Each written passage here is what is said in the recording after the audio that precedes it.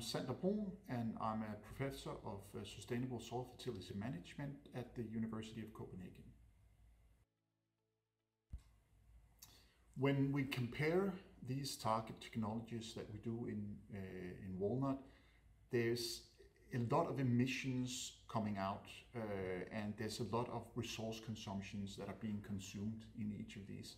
And it's very hard to get an overview of an understanding of what the environmental impacts of those are. So then the LCA methodology provides us with a way to aggregate all those many numbers into fewer environmental impacts that are much easier to assess and compare between the systems that we are comparing.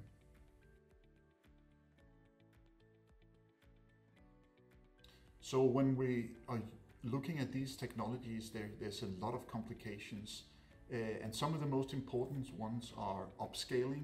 So we are developing new pilot plants that are trying to imitate what will happen if we make such a new plant.